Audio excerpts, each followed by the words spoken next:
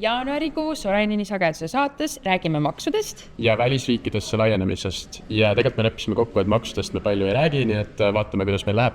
Ärge muretsege, kuulake Soraineni sagedust.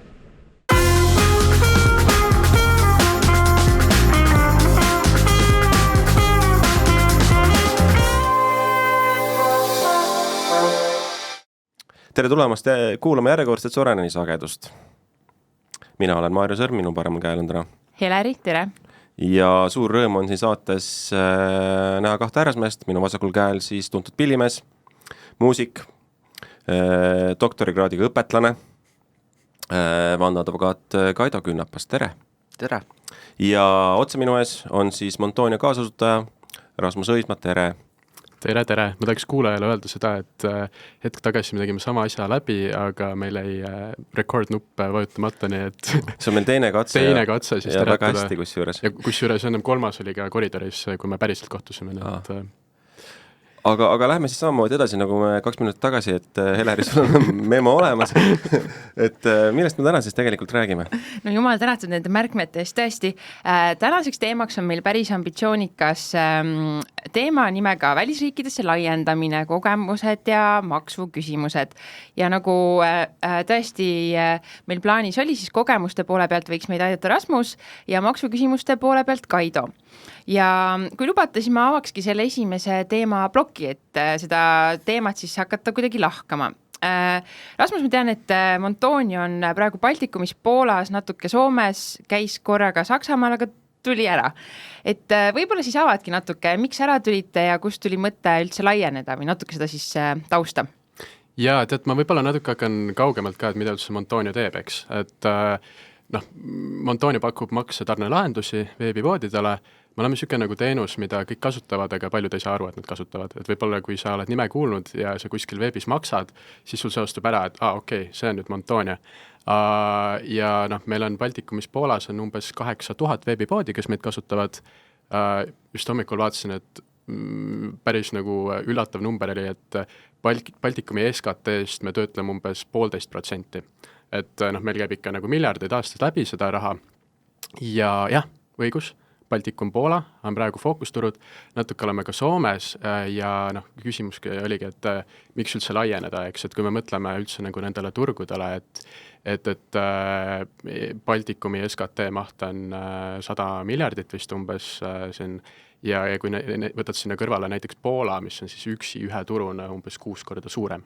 Ehk siis me võime siin Eestis Baltikumis olla suured kuningad enda konnatiigis, aga tegelikult kui sa tahad teha päris äri, siis sa pead ikkagi ka mujale laienema. Et see on natuke selline ambitsiooni küsimus. Absoluutselt, jah. Et võib-olla hakkab igav siin niimoodi Eesti turul ainult toimetada.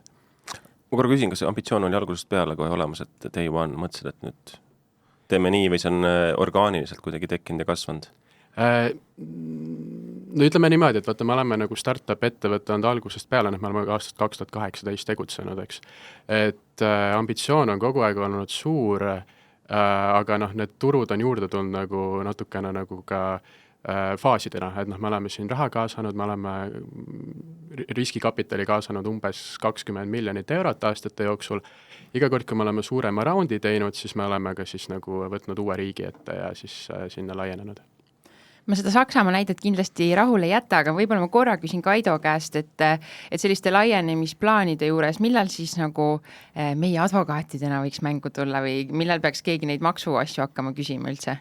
No maksuasju peab ikka kogu aeg küsima, isegi kui laienemisplaani veel ei ole. Tuleb kasuks lugedes uudiseid lehest, et kui makse ei maksa, siis võib vangi minna juba tänapäeval. Aga laienemise puhul tasub ikka enne vaadata, kuhu sa laiened ja maksud on ka üks argument, mida arvesse võtta, et otsustada, kuhu sa nagu lähed. Saksamaa puhul näiteks Euroopa üks õudsemaid optsiooni maksustamise keskkondi. Võin öelda, annad optsiooni ja juba pead tavaliselt maksu maksma. Lihtsalt näide Rasmuse jutu jätkuks. Aga jah, Eesti nõustajatel on paljuski nagu projektijuhtimise tööd, et kui väljapoole minna, et ega me ise ju välisõigust nõustada ei tohi ja väga ei taha ka, et oht vale nõuande on nagu niimoodi 90+%, eks ole. Et siin tulevadki mängu igasugused koostööpartnerid, kelle poole pöörduda ja nende abi paluda. et siis meie roll siin Eestis saab olema see, et me üritame kuidagi nagu eelarveid juhtida ja töövooge juhtida ja kõike seda, nii et see, ma ei tea, USA-sse laiened, siis võivad eelarved ikka jube kiiresti üle katede hästi minna, kui sa siin New Yorgi advokaadil pead $1000 tunnis maksma, et siis siis peab nagu midagi sellega ette võtma meie madala eelarvelises Eesti keskkonnas ikkagi võimalikult palju tööd ette ära tegema, eks ole. Kasutaks võimalus, küsiks Kaidolt sellist küsimust ja võib-olla ka Rasmus võib siia sisse pitchida, et ma ei tea maksudest nagu suurt midagi, aga mu küsimus on see, et kui tehakse laienemise otsus nagu või kaalutakse, eks ole, et kui palju see maksukeskkond selles rolli omab, et kas keegi on Kaido sinu juurde kunagi tulnud öelnud, et me tahaks laieneda kuhugi, aga kuskil, kus on nagu head maksud, et palun ütle meile, et kus see võiks olla, et kas sellist stsenaariumiga tuleb ette või kui palju seda tuleb? Ikka tuleb, sõltub ärist, et kui su äri on selline, ma ei tea, laenude andmine, siuke passiivne asi, et 2 inimest istuvad kontoris ja siis sa peadki vaatama põhimõtteliselt, ma ei tea, et kui kulukas on laen anda ja ma ei tea, finantseerida seda äri ja intressid ja mingid maksuteemad, eks ole, et siis on nagu lihtne või kui sa tahad influkas olla, et kas tasub Dubaisse laieneda iseendaga, eks ole, muidugi tasub on ju. Just on ju. Kaido noogutas, näiteks ütlen. Dubai on ikkagi meeliskoht täna. Järgmine sihtkoht sul. Just.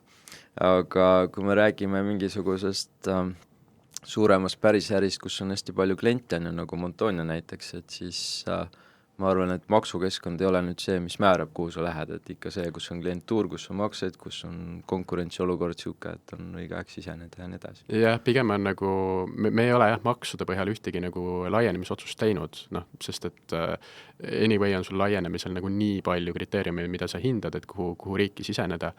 Küll aga maksud mängivad väga rolli nagu värbamisotsuste tegemisel, et me oleme värvanud üle Euroopa, meil on mingi top-hetk on olnud mingi 10 erinevas Euroopa riigis töötajad ja me anname kõikidele töötajatele optsioone ka. Ja võt seal tulebki nagu, Kaido mainis Saksamaad, eks, või et siin on, ma ei tea, Rootsis on ka kõrged maksumäärad optsioonidel ja või üldse, et see, mis me Eestis, kuidas on võimalik optsioone anda ja mis maksustamistingimustel, et see on Euroopas unikaalne.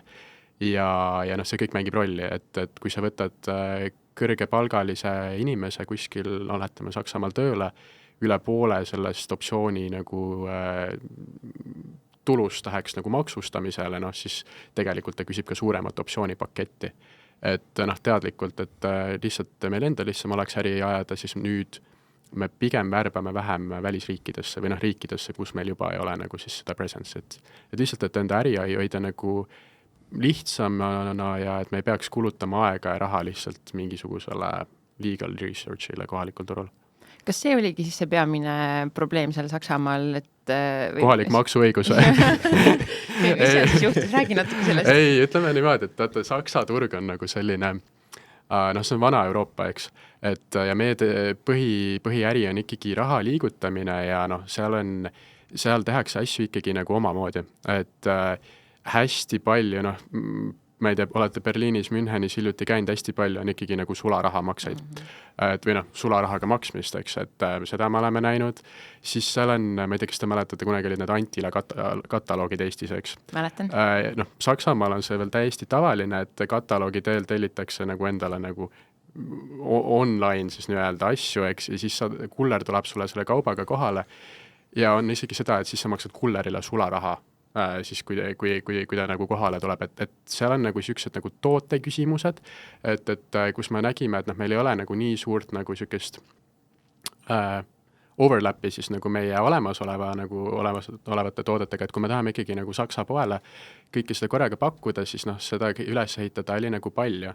Ja siis me nägimegi, et nüüd me oleme natukene, me ei ole enda ambitsiooni nagu maha tõmmanud, aga me oleme selle sama raha või selle sama ressursi suunanud siis enda Baltikumi ja Poola siis selle väärtuspakkumise nagu laiendamisele, et me ei ole nüüd niivõrd nagu horisontaalselt nagu geograafiliselt laienenud, vaid pigem just nagu vertikaalselt siis, et me pakume lisatooteid, täiendavaid teenuseid just siin Baltikumis ja Poolas.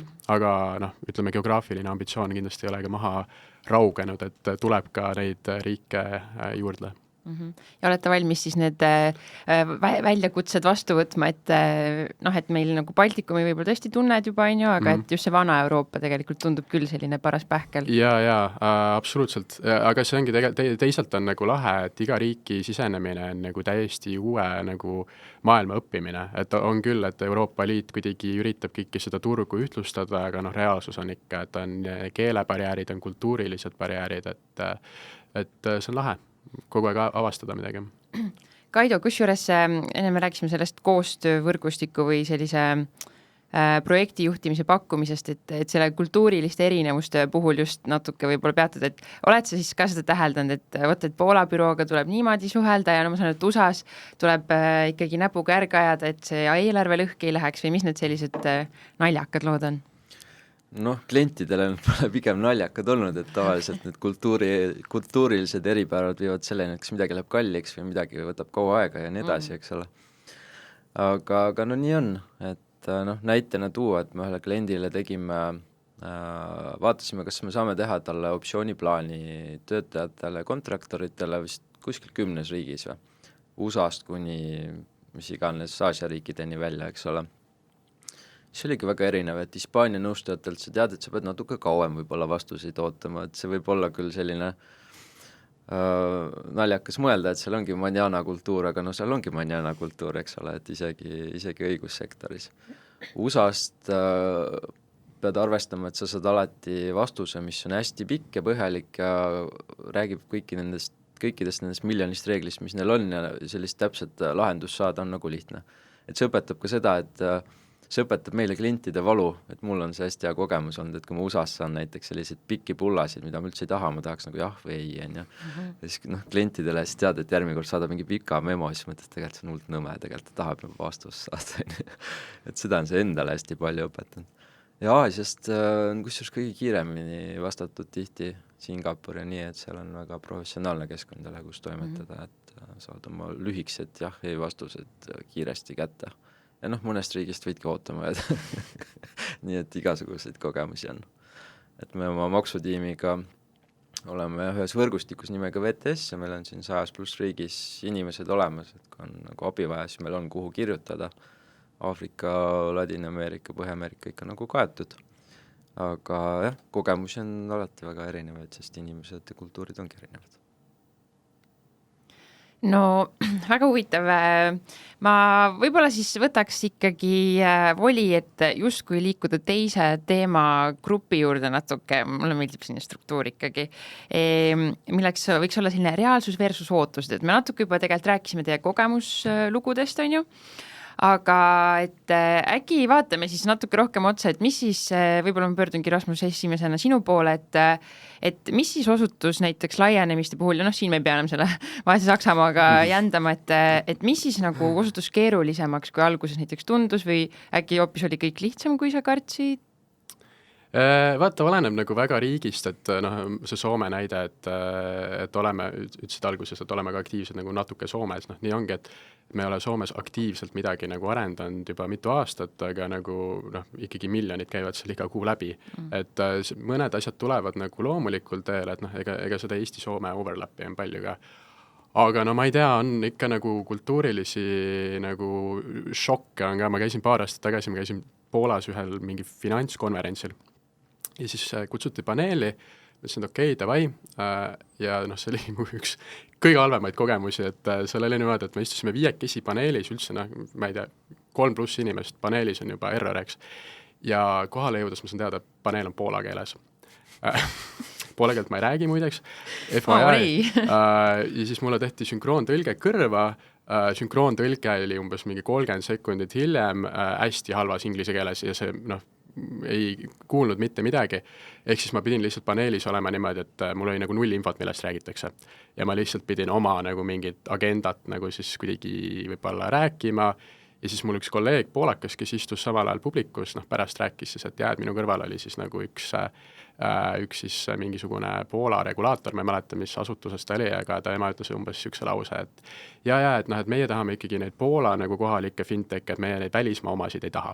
Ja see oli siis täpselt ennem seda, kui mina midagi siis vahele ütlesin, et see oli nagu siuksed kultuurilisi erinevusi ikka on, et Eestis saab ikkagi inglise keeles väga hästi hakkama, aga ütleme, mida suurem riik, seda rohkem sul peab olema ikkagi seda kohalikku inimest, kohalikku tiimi, et sa võid anda endast 100%, aga kui sa ei ole kohalik, see on ikkagi nagu kordades raskem. Nojah, kõlab loogiliselt mingis mõttes, et teistpidi, kui sa sinna vist nagu jala ukse vahele saad, siis see selline võit võib olla ka päris magus. Absoluutselt, et ütleme, et seesama Poola näide, eks, et ta on juba päris pikalt on meil tegelikult nagu kasumlik turg, et meil ei ole üldse vaja sealt nagu suurt turuosa, aga tegelikult kasumit ta meile nagu grupi mõttes toob ja see on nagu positiivne. Et võit võib olla suur. Aga Kaido, aita natuke mõista meil seda võib-olla sõnavara või struktuurset lähenemist sellele ka, et mis aspekte, räägime siis maksudest, sa nagu vaatad, et okei, et me teeme neid optsiooninäiteid, tööjõumaksud, et kuidas me nagu ka niimoodi teaduslikult siis läheneme, kui me hakkame hindama näiteks mingit keskkonda, et kas on hea või halb või? Õigusteaduslikult. Õigusteaduslikult, just. Ma ei hakka õigusteaduslikult rääkima, siis ma saan lihtsalt vihkaja temale juurde. Aga mida me üldiselt vaatame, esimene suur küsimus alati, et kuidas sa välisriiki lähed, et kas sa võtad sinna mingi inimese tööle või sa hakkad sinna lihtsalt teenust osutama, mingisugust, ma ei tea, tarkvara nagu andma, et sellest sõltub kus riigis sa hakkad oma kasumilt lõpuks tulumaksu maksma, et kui sa näiteks võtad müügiagendi välismaale tööle, siis ilmselt teeb selle, et sa pead seal hakkama maksu maksma, kui sa ei võta, siis maksad Eestis. Näiteks kui Leetu laieneda, Leedus tulumaks täna vist on 17%, ettevõtetel Eestis 22%, järelikult tasub tegelikult nagu Leedus hästi palju ära maksustada, kuigi iga-aastaselt, aga määr on madalam.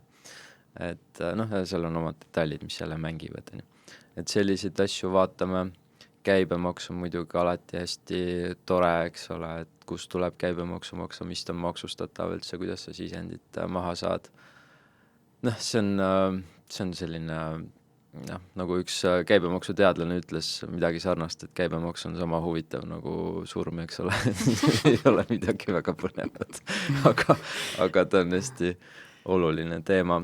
Ja siis on igasugused, kui sa lähed välismaale, siis tekib sul mitu keha, eks ole, et kuidas sa nende vahel siis jaotad asju, seal on seotud isikute teema, eks turuhinnad täna hästi popp on ja miks meil maagikriminaalasi on üleval on ka see, et kas oli turuhinnast tehing või seda siis niimoodi nihverdati madalamaks kuidagi, et see on see, mida seal politsei täna uurib on ja Maksuametil ka nüüd see valdkond on hambus ja nad on siin kõvasti ka AI tööriistuga arendanud, et seda nagu uurida ja puurida, et seal nagu igasuguseid saakerdamisi välja tuua.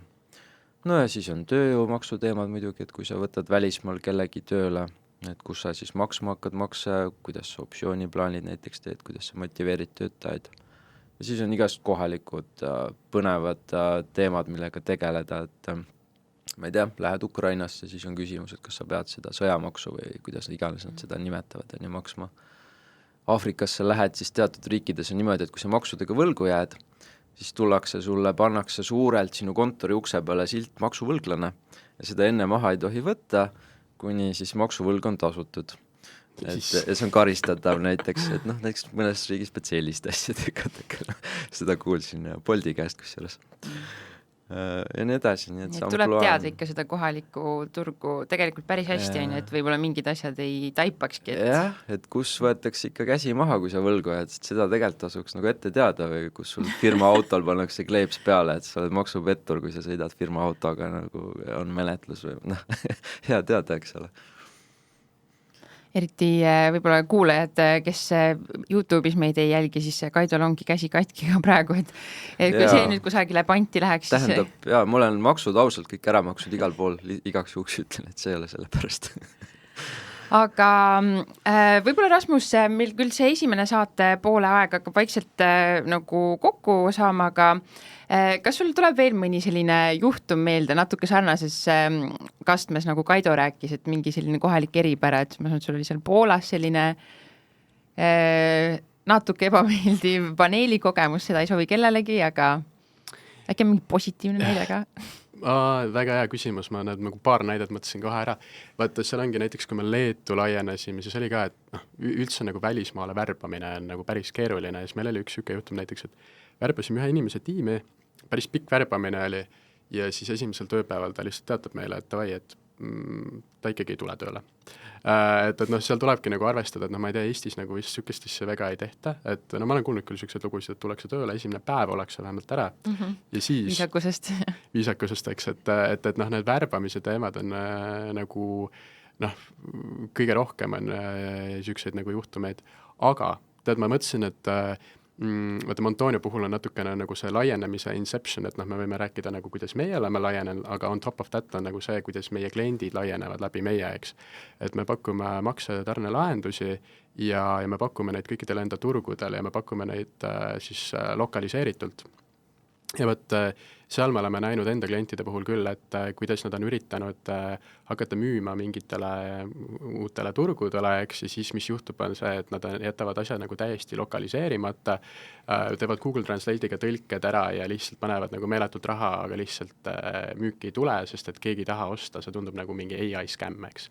Et ja siin saabki Montonio nagu appi tulla sellega, et oluline on ju kohaliku tarbija jaoks see, et see maksemeetod oleks usaldusväärne, et meie see turuosa Baltikumis Poolas on juba nii märkimisväärne, et me oleme selline household name ja usaldatakse siis meie neid teenuseid.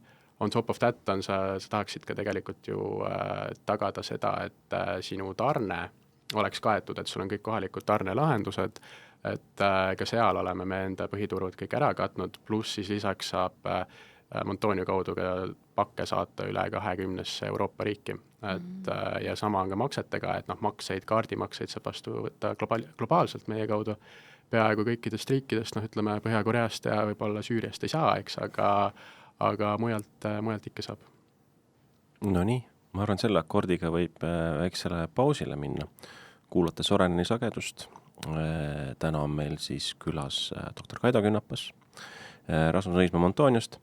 Ja esimeses saatuses me rääkisime siis sellest, et kuidas laieneda, millist välisriikidesse just eriti, millist tähendust omab sellest näiteks maksukeskkond, kas üldse, ja jagasime ka väga huvitavaid kogemuslugusid nii konverentsidelt kui ka maksuvõlglaseks olemisest.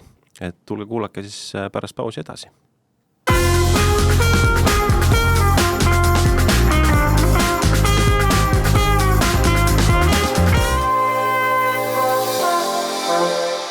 Tere tulemast tagasi. Kuulate jätkuvalt Soreneni sagedust ja teine saateosa pausil arutasime, doktor Künnapas tahaks meile rääkida ideaalsest käibemaksukeskkonnast. Teed nali, võib-olla räägib sellest. Nali on on doktor või? Mitte väga, aga meile kõlama siin pausil sellised märksõnad nagu inimeste värbamine, optsioonid, palgaootused, see kindlasti on väga ilusaid huvitavaid lugusid, Rasmus. Jaa, vaata ongi nagu see, et ütleme 5-10 aastat tagasi, 10 aastat tagasi ma läksin alles tööle, eks ma ei olnud ettevõtja too hetk, aga ehk siis ma ei tea, ma olin laps. Aga sa tegid ka selle 2016 trendipostituse või? Ma ei ole veel sinna jõudnud, aga peaks ikkagi ära tegema. Ja tegelikult, et ikkagi palgatasemed, mis on nagu mida oodatakse Eestis on ikkagi nagu märkimisväärselt muutunud, et ma käisin eelmine nädal Londonis, kohtusin ühe suurima makseteenuse pakkuja müügijuhiga, siis käisime lõunal, siis ta küsis mult sellise küsimuse, et mitu arendajat sa saad Eestis palgata 100 000 eest aastas. Siis küsis, et kas nagu 5 või? Ja nagu ta nagu ei mõelnud seda nagu otseselt läbi, eks ma saan aru, ja siis ma olin nagu mingi, et kuule, ühe saab võib-olla. Et kui sa võtad kogu tööjõukulu, et selge on see, et Eestis on ikkagi palgatasemed nii järgi jõudnud ja siis Lääne-Euroopaga, eriti nagu tehnoloogiasektoris, eriti ütleme Tallinna-Harjumaa, eks, et muidugi mujal on nagu vähem, aga näiteks, et me näemegi nagu kõrvalt, et mis nüüd on viimase 2-3 aasta trend on see, et ka Leedu on väga hakanud järgi võtma, et me oleme arutanud, et kas värvata inimesi näiteks rohkem Poola, Leetu, Lätti, eks, aga tegelikult kogu see nagu Ida-Euroopa on nii suures muutumises. Ja ütleme, et näiteks maksumäärade poole pealt ka, et Eesti ei ole sugugi nagu odav riik tegelikult, et kui sa võtad selle tööjõukulu ja palju sa pead maksma sealt makse ja palju inimene netos kätte saab, et taxmanile läheb ikka päris palju raha. Et ja Leedu ongi nagu selline perspektiiv, kus me näeme, et maksumäärad ongi tegelikult mingil määral madalamad just tööjõu poole pealt. Sa enne mainisid ka seda, et annate optsioone. Kaido, võib-olla sa jätkad siit natuke, et mis siis siin, ma saan aru, et siin ka erinevad need riigid päris palju nagu oma maksustamise poolest või et kas oskad siin kuidagi kommenteerida? Või ma tean, et oskad, aga palun kommenteeri. Jaa, no riigid on erinevad, jah. Optsioon on siis põhimõtteliselt töötajale osaluse andmine oma tööandjaühingus, ehk siis niimoodi peremehe tunde tekitamise kaudu siis motiveeritakse teda, et sa teed nagu oma asja, mitte ei tee peremehele asja, mis Eestis on nagu väga tänuväärne, et seda on väga soodustatud. Maksustamise mõttes, Baltikumis on suht sarnane seis, et siin on see reegel, et kui sa teatud aja ootad oma optsiooni realiseerimisega ehk osa kättesaamisega ehk peremehe rolli astumisega, et siis sa saad seda maksuvabalt teha. Ja kunagi, kui osa ära müüd, siis maksad nagu tulumaksu. Et see on nagu päris normaalne süsteem ja Balti riigid tegelikult ongi nagu Euroopas ja isegi maailma kontekstis nagu top riigid oma süsteemi mõttes, et seda nagu väga, väga hinnatakse, et ma istusin siin ühel Euroopa komisjoni ja innovatsiooninõukogu pandud töögrupis ka, kus siis mõeldi, kuidas optsiooni reeglid ühtlustada Euroopas, et see oli ka üks suund, mida mõeldi, et äkki teeks nagu Baltikumis, et nagu Eestis. Et meil pidi juba äge olema.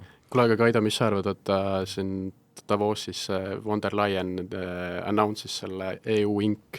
Ehk siis Euroopa ülese mingi ettevõtte tüübi, mis siis peaks nagu siis justkui, ma ei tea, optsioonide maksustamist ühtlustama ja et kõikides riikides oleks samamoodi võimalik ettevõtteid asutada sama mingi struktuuri alusel, mis sa sellest algatusest arvad?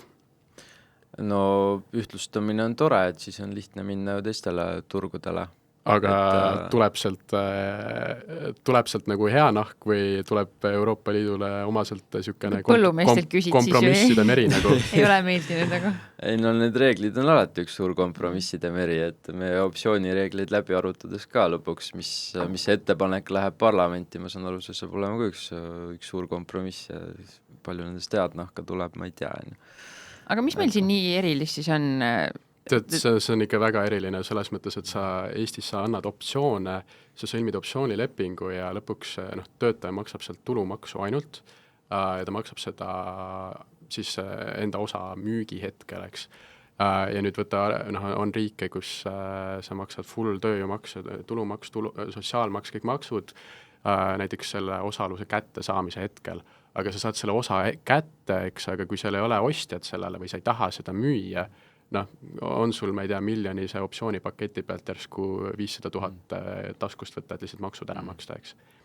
Et Eestis on ikkagi väga hästi ja tegelikult, kui keegi startup ettevõtja kuulab, ma soovitaks Index Venturesil on, nende kodulehel on sellised nagu käsiraamatud. Üks käsiraamat on siis nagu inimeste värbamise ja optsioonide andmise kohta ja seal on ka tegelikult nagu selline üldülevaade siis nagu maksu keskkondade osas, et kus siis on, nad on üritanud nagu mingid punkte anda ja siis üritanud reastada Euroopa riigid ja tegelikult ka mõned väljaspool Euroopa riigid, et kus siis kõige soodsam on anda optsioone. Eesti on seal nagu top 1, et lihtsuse ja selle maksumäära poole pealt just. See toimib siis, kui Eestis töötad ka reaalselt, ehk siis sõnum on, et värvake ka Eestist, et siis saab seda ära kasutada, mis on jumala äge. Et meil nagu tööjõumaksumäärad ja üldse eraisikute maksumäärad siin pigem nagu tõusevad Baltikumis, mis on kurb, et Leedus on nüüd progressiivne maks üldse eraisikutele, eks ole, et mida rohkem teenid, seda rohkem maksad, et siin protsendid läksid 32-ni vist välja, kui tulumaksust ainult rääkida. Et see sõnum on see, et nagu, et riik tahab rohkem ampsu saada sellest, mille tööandja töötajale kätte maksab, et see on äge, et optsioonid nagu ikka ujuvad veel natuke vastassuunas ja ütlevad, et ikka värba Eestist, on. Aga kuidas see poliitmaastik meil on, et kas keegi juba ihub ammast ka meie sellisele heale süsteemile või kõik nendivad ikkagi turul, et see on hea ja selline konkurentsieelis võib-olla? Sa mõtled sellele optsioonisüsteemile, Jah. et keegi tahaks nagu niimoodi ära Hakata natuke kattida hakkima seda ja äkki. raha korjama sealt või? Tead, ma arvan, et see on natukene, ma ei tea, et keegi seda tahaks teha ja ma arvan, see on natukene liiga hull mõte, mida praegu võtta, et noh, Eesti majandusel on suured mured ees, et kus me siis seda raha teenima hakkame tulevikus, kuidas me seda riigivõla intressi teenindame, mis on 5 aasta pärast igaüks meist maksab, mis oli umbes 700 € juurde on ju, oma maksudega, et kus me selle raha kõik võtame. Ja noh, mõtleme, mis meie ressursid on, see peaks sealt tulema. Noh, meil on väga ilus ilm, eks ole, ja maa, mis on täis kõiki kallid maavarasid, on ju, noh, see oli nali, on ju, et noh, tehnoloogiaettevõtted on kindlasti üks sektor, mida riik tahab hoida, et seda ma olen kas või suhtlusest Maksuametiga, et kus me räägime mingeid probleemseid olukordi, siis päris tihti nagu öeldakse, et noh, seda sektorit me tegelikult nagu niimoodi ei taha nagu rappida, kui lihtsalt öelda, et proovime leida mõistlikke lahendusi. Et noh, kui seal ka tuleb sõnum, et ärge Eestis tehke, et minge Soome või mujale, noh siis mis meil siin siis üldse järgi jääb, jäägi midagi. Maavarad, just. mäetööstus hakkab õitsema. Ja need kalad, mida saab minu kodukandis Häädemeestel ikka veel püüda. Shout out to Häädemeestele. Just, absoluutselt, elagu Häädemeeste, tervitan vanemaid. Aga jah, see on üks asi, mida nagu ei ole väga veel üritatud kuidagi ära kaotada, aga see on ka sektor, kus arenguruumi on, kus mõelda, kuidas selliseid sihitud maksusoodustusi nagu teha. Et ma järgmine nädal räägingi TalTechi majandusvisiooni konverentsil, kus me arutame, et mis me siis nagu teeme siin Eestis ja maksudega ka, et mulle tundub sellised sihitud teadus- arendustegevust soodustavad maksusoodustused ja muud sellised asjad, et need on need, mis võib-olla aitavad meid kuidagi, et me hoiame Eestis seda ettevõtlustega. Kui me sellise laiema maksudebati siin algatasime, doktor Köönapas? Meil oli küll ennem kokkulepe, et süvamaksudest ei räägi, aga räägime. Aga ma võtaks üks hästi lihtsa küsimus, et mis Eesti maksusüsteemis nagu, sa võid ise valida nagu, millisest maksust sa tahad rääkida selles kogu paketis, on ju. Kas ma võin käibemaksust hasartmängumaksust. Hasartmängumaksust pead rääkima, aga tegelikult ma tahtsin küsida hoopis seda, et kas meil on nagu midagi sellist, mis on üle või mis on puudu, on ju. Kas või sinu enda siseveendumuse kohaselt või teiste riikide eeskujul, mis meil võiks olla või mis meil, mille võiks maha võtta? Noh, kui alustada naljaga, siis Leedus oli alles küttepuudele ja soojusel oli madaldatud käibemaks, aga nad just tõstsid seda, nii et Leedus läheb tuba külmemaks. Seda Eestis me ei tahaks. Aga huvitav on seda kõike vaadata suures trendis, et Baltikumi trend on see, et me tahame riigina ettevõtjatelt ja inimestelt rohkem saada raha. Ehk siis maksud pigem nagu tõusevad, määrad tõusevad, uusi asju maksustatakse.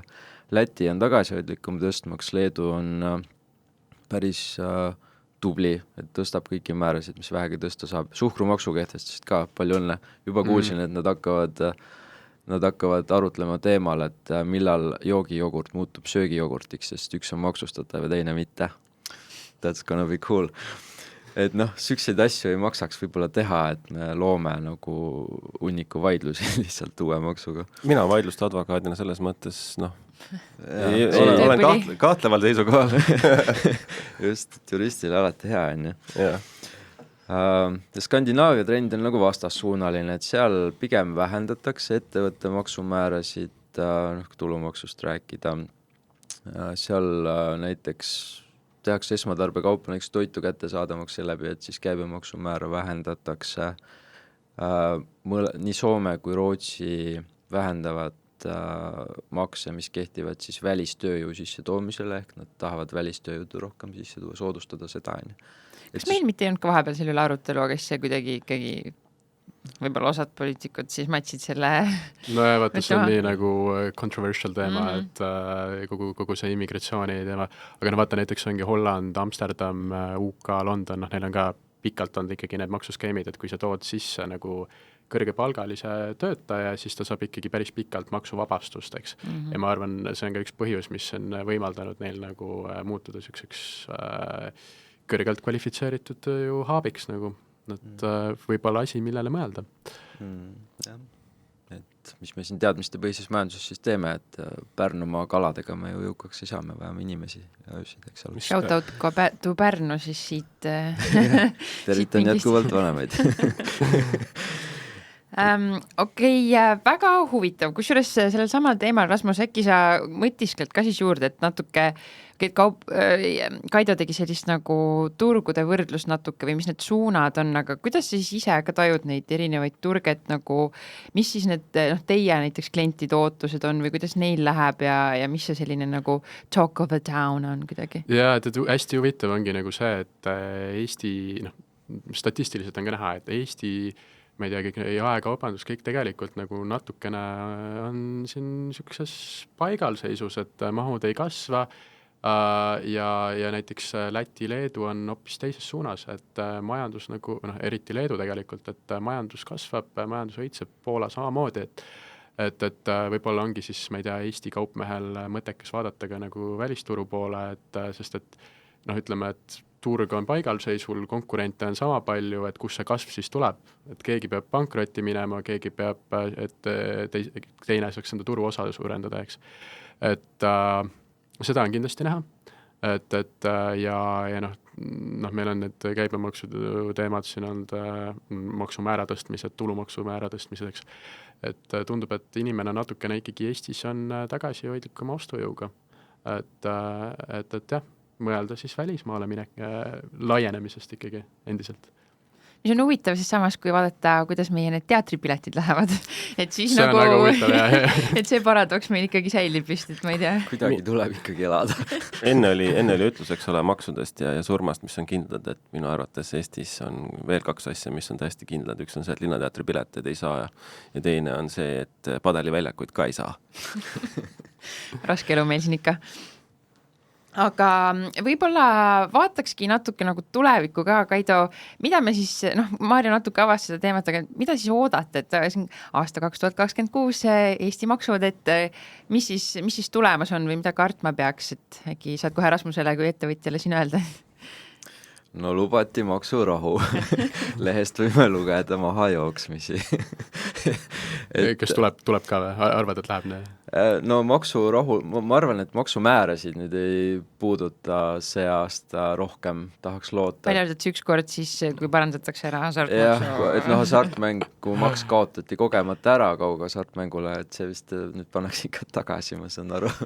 Nii tore, kui saab tegelikult ju, et veits teha seda, et oih, või siis teha vabatahtlikkuse alusel seda näiteks. Kas ma tohin siin ühe küsimuse, Kaido? Muidugi. Ainukene asi, mida ma maksudest tean, on ikkagi hasartmängu maks. Ma tahtsin küsida, vaata, need kaughasartmängu ettevõtjad ju lubasid, et maksavad riigile vabatahtlikult maksu, ja siis ma lugesin ajakirjandusest, et see ei ole nagu võimalik. Et sinu kui professionaali arvamus, et kuidas me sellest siis nagu üle saame, et kas nad saavad kuidagi, ma ei tea, kultuurkapitalile annetada seda või on seal mingid muud variandid, kui nad tahavad altruistlikud olla? Hea küsimus, ma ei tea nüüd, kuidas Riigikogus lahendatakse see FOPA ära, sõltub natuke sellest ka, et kui see lahendatakse niimoodi, et maks tuleb ikkagi nii-öelda tagasiulatuvalt, mis on nagu revolutsiooniline maksuõiguses, saan jälle tudengitele öelda, et võt, niimoodi saab ka teha. Iga aastas on kusjuures tudengitel jumala ägedaid uusi näiteid juurde. Et kui see lahendatakse nii ära, siis ilmselt need, kes maksid nagu ikkagi nagu maksu ja siis riik võtab riski, et võib-olla mõned vaidlustavad selle lahenduse kohtus, sest see on nagu jabur lahendus natukene.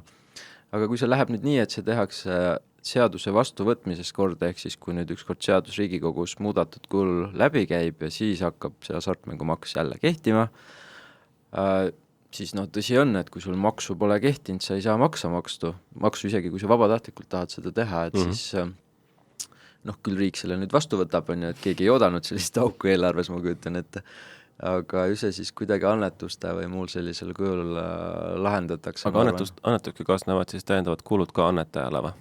Mida maksu maksmisega ei oleks? See oleks muidugi irooniline. See oleks muidugi, no nii on jah, et põhimõtteliselt peavad peale maksma, et riigil seda raha anda või? Jah, et põhimõtteliselt võib nii minna küll jah, et ma ei tea, mis see lahendus siis olema saab, aga see pole nüüd välistatud.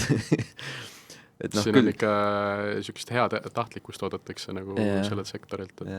Et küll sa saad nüüd nii palju vähem seda maksu maksta, et sul see tulumaksu osa pärast seal annetuse nagu maksu sees on just kaetud, et küll selle saab ära lahendada, aga see oli ikka nali küll, ma ütlen. Lugesin ka seda eelnõud, niimoodi vaatad, kõik sätted on ühtemoodi reas ja siis kuhugi vahele ühte kohta on sattunud sõna Osavusmäng. Osavusmäng, mida ei oleks seal pidanud lihtsalt olema, see lõik on nagu teistest pikem, eks ole, siis kõik teised lõigud on lühemad ja siis mitte keegi ei näinud seda kogu Riigikogu menetluses. Kõik mõtlevad, kuidas see sinna sattus, mina arvan, see sattus niimoodi, et keegi trükkis osavusmängud ja kursor oli vales kohas. Ei, ta tahtis searchi panna osavusmängu, aga ta kogemata kirjutas teksti ja siis salvestas ära. See võib ka olla, sest mul ei ole paremat selgitust. Seda ma ei usu, et keegi ostis selle, siis lendas suure raha eest kaugele maale. Sajusaartel keegi naudib praegu maksude maksmata jätmist, jah? Jah, et mis see variant olete, aga ma kahtlen selles. Aga kas sükest asja nagu, ma ei mõtlema, et kas mõnes teises riigis on ka juhtunud, et see tundub nagu nii jabur või unikaalne, et lihtsalt kaotatakse ära see määr, ma ei tea, kes sa oled kuulnud? No sükest nalja ma pole küll kuulnud. miks ei ole juriidikas, doktor Künnapus juba teie artiklit või mingis muus maksujuriidikas mingis almanakis selle kohta? Või ma kirjutan igasuguseid muid artikleid praegu ja siis... analüüsikesi ja automaksust näiteks, varsti saab mingeid vägevaid vaidlusi oodata. No selge on meil mida oodata. Lubasin õigusrahu, et kindlasti Riigikogus on, aga juristid ei anna rahu. Aga Rasmus, tegelikult mõtiskle sina ka korraks, siis võtame siin saate lõpupoole suuna tulevikku, on ju, et mida sina siis ootad sellelt, noh, maksurahu kõlab hästi, on ju, aga et mis see ideaalne keskkond võiks olla siis, et nii Eestis kui mujal? Ja läksime nii maksuteemaliseks. Tegelikult, mis mulle endale väga meeldib, on see näiteks, et see maksuküür tegelikult ära kaotati, et see tegelikult annab tunda, ma arvan meil kõigile, eks, et ilma palka tõstmata tegelikult nagu töötasu paljudel inimestel tõusis, eks. Et tegelikult niisugust lihtsust, et ma arvan, et meil on Eestis on tegelikult, asjad on päris hästi, et ma Leedu näiteks näen, et neil on megabürokraatia, mida eeldatakse nagu ettevõttelt, et iga viimnegi asi peab olema mingisuguse direktori allkirjaga, töötaja läheb puhkusele, direktor peab andma välja orderi ja siis käib mingisugune niisugust asjade nagu allkirjastamine, et Eestis ei ole niisugust nagu jura, eks. Et me oleme suutnud ehitada üles küllaltki nagu õhukese riigi ja ma arvan, selle osas võiks nagu jätkata, et igasugune maksumäärade alandamine, see annab nagu kõikidele ettevõtetele nii palju jõudu juurde, see on lihtsalt see raha, mida sa saad investeerida ja sellega sa saad laieneda, sellega sa saad inimesi juurde värvata, et küll see raha lõpuks jõuab ka majandusse. Et ma olen väga selle poolt, et maksusüsteem oleks lihtne, maksumäärad oleksid madalamad, riik oleks õhukesem. Doktor Künnapus, teil on ka mõtted veel või? Mõtlesin selle peale, et kas see, et sõna osavusmängud sattus valesse kohta ja ta oli läbi 3 Riigikogu menetluse seal, et kas äkki riik on liiga õhuke?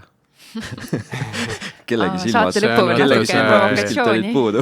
Jagatud vastutus, et kui kõik vastutavad, siis mitte keegi ei vastuta. Selle kohta meil eraldi saade on, ma arvan, Alari Jõksiga juba. Et me võime sellele viidata, kuulake seda, kindlasti oleme rääkinud Lingime selle ka siia saate juurde. Lingime siia lõppu ja... Aga kuule, lõppu ma ikkagi võtan voli, et küsida teilt soovitusi ka. Ma olen selline plektrumilikult tahan nüüd intervjueerijat mängida, et Rasmus näiteks, mis on sinu mingi lemmik podcast või kus sa saad mingit sellist inspiratsiooni? See oli siis üks küsimus, mida sa ette andsid ja siis ma jäin mõtlema, et ma jõulude ajal lugesin igasugust nagu halba mingit kriminulle, et neid ma ei hakka nagu soovitama siin praegu, aga podcastidest, mis mulle aastaid on meeldinud, on Huberman Lab, ma ei tea, kes olete kuulanud, ei ole, olete kuulnud. Seal on, see on üks selline teadlane, kes on võtnud enda eesmärgiks siis teaduspõhist, ütleme, mingit tervisetemaatikaid avada, et ta räägib kõigest, ta räägib unest, ta räägib psühholoogiast, ta räägib trenni tegemisest ja ta räägibki sellest, et mis nende valdkondade juures on teaduslikult nagu tõestatud, mida ta soovitab, ma ei tea, mis toitumislisandeid tarbida, mis on pseudoeks. Et Huberman Labi ma kõigile väga ise soovitaks. Okei, selle ma kirjutan kindlasti üles. Kaido? Podcastist ma võin soovitada, me oleme seda ühte osa veel kuulanud, mida mu kolleeg mulle sära täis silmadega eile reklaamis, aga see on Better Offline, mis räägib nagu tech industrist ja sellest, kuidas see mõjutab üldiselt meie ühiskonda võib-olla natuke skeptilisemas võtmes, et seal räägiti just AI teemadest hästi palju, et kui palju siis need AI ettevõtted, mis AI-d loovad, et palju need lisandväärtust loovad, kuidas siis lõpuks see nende bilanssidesse jõuab, kui palju seal on õhku, kui palju seal on päris asju ja natukesest mullist on ju, mullivõtmes. Et see on nagu hästi huvitav valdkond, mida see podcast nagu lahkab ja just huvitav saade ka, mida mu kolleeg mulle jagas. Ja lugemissoovitusest juurat on elus mul nii palju, et ma aastasest tahan nagu ülearu palju nagu lugeda seda vabal ajal. Aga viimasel ajal sattus mulle kätte üks raamat nimega Väike religiooni ajalugu, kus räägitakse religiooni sündimisest ja nende võrdlusest erinevates religioonides, kuidas nad on arenenud ja lingib nad ära. Hästi äge lugemine, mis annab sellises poolhuumori võtmes aru saama, kust religioon tuleb, kuhu ta läheb ja kus ta on. Et selle kirjutas üks usumees ise, et ma imestasin, et ta nii funnis võtmes seda tegi, aga tõesti oli hea raamat. Kurb uudis on see, et raamatupoodides seda enam saadaval ei ole, hea uudis, et kes tahab minu käest laenutada, mul on olemas. Ma võtaks selle niimoodi kokku, et mina saan doktor Künnapase sõnavõtust niimoodi aru, et ta kavatseb avada ikkagi sakraalõiguse töögrupi. Jah, vihje oli see. Ma harin ennast hetkel seal suunas, et ma diletandina ei kavatse seda teha. Ja lisaks, et Soranenis saab nüüd ka raamatuid laenutada. Absoluutselt. Ja sakraalõigusalast nõu. Et kui teil tekib jumalaga probleeme, siis doktor Künnapas võib teid aidata. Aga Eleri, juhatad saate välja ka või? No jaa, meelega ausalt öeldes esmalt jäävad mulle meelde need head soovitused, ma kindlasti lähen koju kohe guugeldama, aga teisalt täna me rääkisime siis suurest teemast nimega välisriikidesse laienemine ja mulle tundub, et me saime kogemuslugude ja heade soovide võrra rikkamaks, nii et suur aitäh meie saatekülalistele Kaidole ja Rasmusele. Kuulake meid jälle, iga kuu, viimane reede, oleme lõunapaiku eetris, kättesaadavad YouTube'ist, Spotify'st, kuskilt veel ma? Ausalt öeldes ma ei teagi, meie kodulehelt, külastage meie Sorainini kodulehte. Guugeldada saab, ärme kutsu üles nõnda õigusteenuslepingut kohe sõlmima, olgu, aga jumalaga.